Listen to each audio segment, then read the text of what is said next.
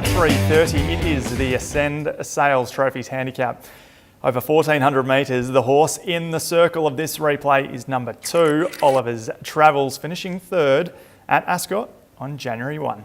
Andy's Sharkmouth and one short. He's often going with Illustrious Tycoon. Shady Grey further back starts to make up some ground in Royal Command. He's into the leader at the 150. Illustrious Tycoon. Shady Grey is starting to run on the post, looming. Illustrious Tycoon. Shady Grey won't get to him, I don't think, and he scrambles in.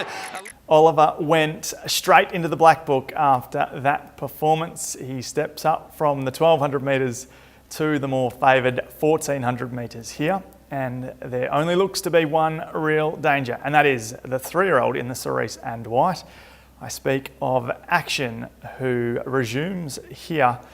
Boy, did this fella run and win impressively in his 2 starts last campaign. Certainly looked a real talent on those 2 occasions, and if he's come along, look out.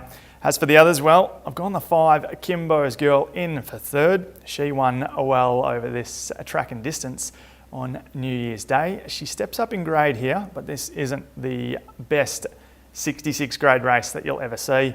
And the 4th selection is the one, Riverdance, who picked up a deserved win last time around at Geraldton, and should run well again in this event. It is race number 5, and the top selection is the 2, Oliver's Travels, from the 7, Action, the 5, Kimbo's Girl, and the 1, Riverdance. Race number 6 is at 4:10. It is the Amelia Park Handicap, over 1,000 metres. The replay horse is number 5, Man Time, being pipped right on the post at Ascot on December 23. Raza, and back of the tail, Host Wind Pegasus in the straight. Scalpel the inside. On the outside, Man Time. Imperial Venus is starting to come through. On the outside, Crandon. Slick Sam's running on as well, but it's Man Time still in front. Slick Slam is going to fly though. Slick Sam after Man Time. Photo finish. This is a tough second leg of the quaddie. In fact, it's a tough quaddie full stop. I am sticking with that Ascot race as the form to follow heading into this event, and Man Time just gets the nod ahead of Host Wind Pegasus and Imperial Venus. I just think he maps a little bit better than the other 2, who do have to contend with wide gates.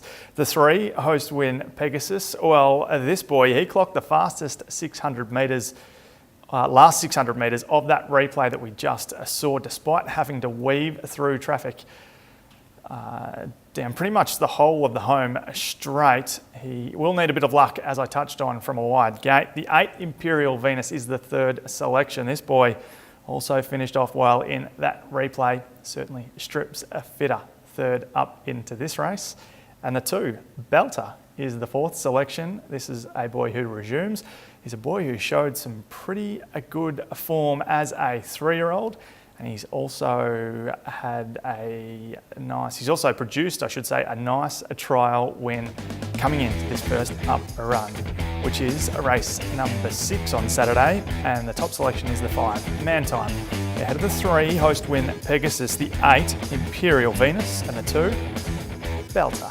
Race number 7 is at 4:50. It's the Crown Towers Handicap, over 1,200 metres. The Vision horse is number 10, top of the class, finishing 2nd at Ascot on December 23.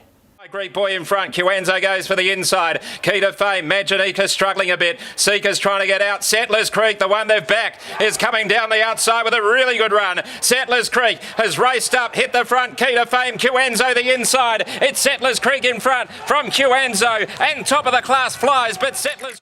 Top of the class has placed in all 3 runs this preparation, so she is certainly due.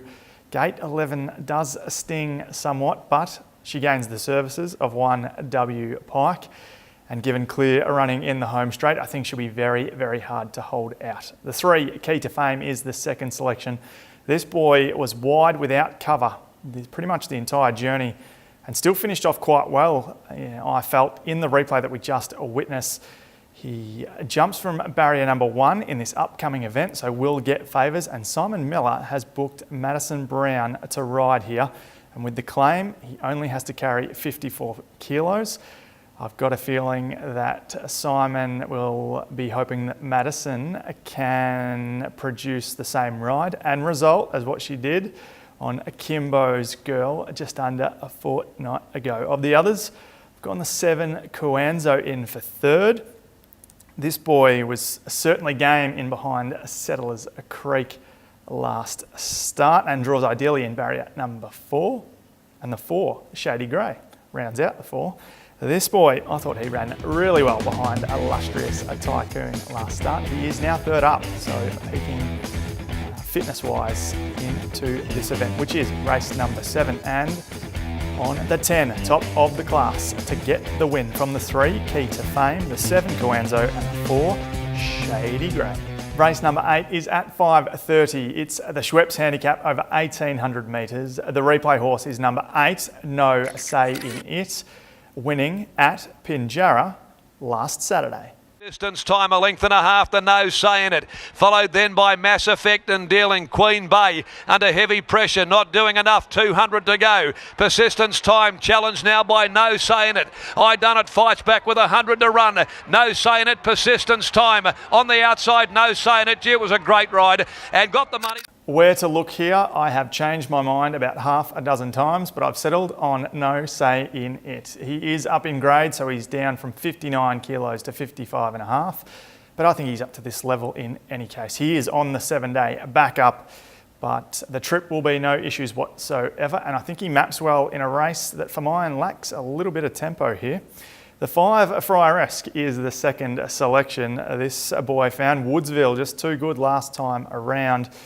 He is certainly due now to win. He's just going to need a little bit of luck from a middle alley. The 3, Gonna Go, was a short head off Woodsville in a more recent race. He steps up to 1,800 metres for the first time, but he's drawn a good gate in barrier number 4. And the 2, Woodsville, is the 4th selection. This boy is looking for 3 wins on the trot, and with a Taylor Stone's claim, he can do just that. That being said, I've got the 8, No Say In It. On top from the 5, Frieresque, the 3, Gonna Go, and the 2, Woodsville. On to my 2 best bets for the program, and I'm pretty confident about both of these. The first is race 3, number 5, Street Fury, and the second of the 2 is race 5, number 2, Oliver's Travels. That's it for this edition of The Box Seat. All the best on the punt at Ascot on Saturday.